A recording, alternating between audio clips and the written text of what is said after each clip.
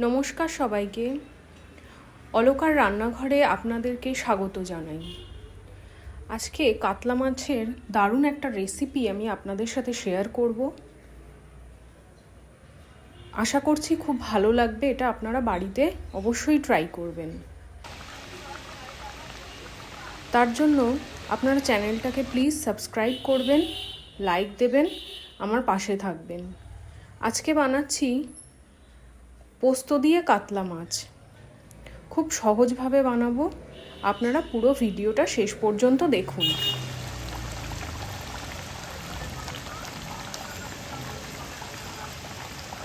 প্রথমে কয়েক পিস কাতলা মাছে আমি ভালো করে নুন, হলুদ আর শুকনো লঙ্কার গুঁড়ো মাখিয়ে নিচ্ছি। আপনারা যারা শুকনো লঙ্কা খেতে পছন্দ করেন না, দেওয়ার দরকার নেই। আর সামান্য আমি সাদা তেল দিলাম যাতে মাখাতে সুবিধা হয়। কড়াইয়ে সর্ষের তেল নিয়ে নিচ্ছি। তেলটা ভালোভাবে গরম হয়ে গেলে মাছগুলো ভেজে নেব।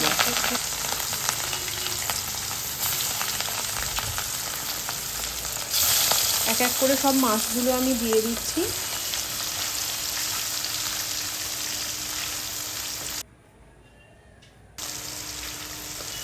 অতিরিক্ত কড়া কড়া করে ভাজার দরকার নেই, একটু হালকা করে ভাজতে হবে।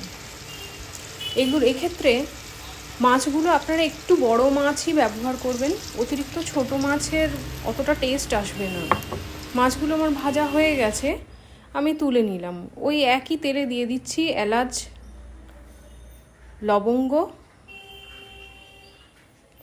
তেজপাতা, শুকনো লঙ্কা আর দিয়ে দিচ্ছি গোটা জিরে। পেঁয়াজ বাটা দিয়ে দিলাম। আপনারা চাইলে পেঁয়াজ কুচিয়েও দিতে পারেন, তবে বাটা দিলে গ্রেভিটা বেশ ভালো হয়। এটা ভালো করে ভেজে নেবেন যতক্ষণ না পর্যন্ত তেল ছাড়ছে। দিয়ে দিচ্ছি এবার রসুন বাটা। আপনারা যারা রসুন বাটা খেতে পছন্দ করেন না, দেবেন না। আদা বাটা দিলাম। ভালোভাবে নেড়ে চেড়ে নিতে হবে। এবারে দিয়ে দিচ্ছি শুকনো লঙ্কার গুঁড়ো, হলুদ, জিরে গুঁড়ো, কাঁচা লঙ্কা বাটা,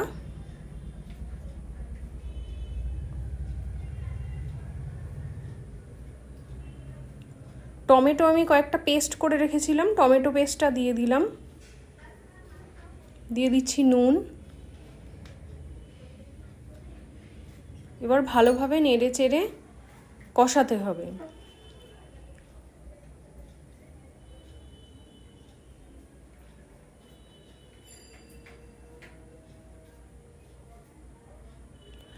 এই সময় আমি কিছুটা কাজু বাদাম আর পোস্তয় জল অ্যাড করে রেখে দেব।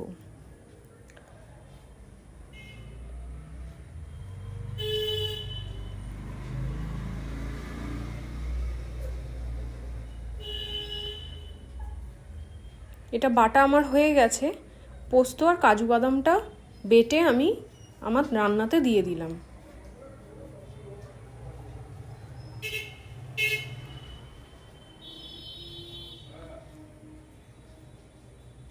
সামান্য দিয়ে দিচ্ছি চিনি।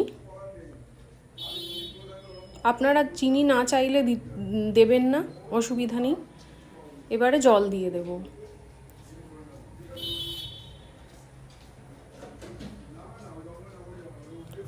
ঝোলটা ফুটতে শুরু করেছে।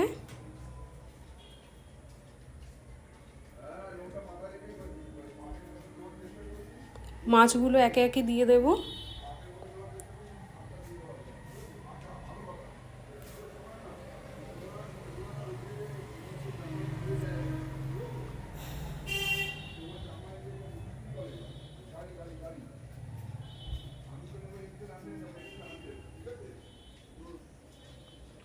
কিছুক্ষণ ফুটিয়ে নিতে হবে।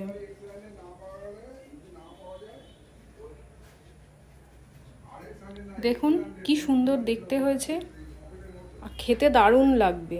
আপনারা অবশ্যই এটা বাড়িতে ট্রাই করবেন।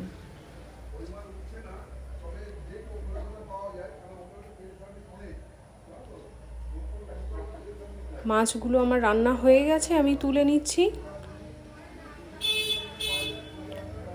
গরম ভাতের সাথে খুবই ভালো লাগে খেতে।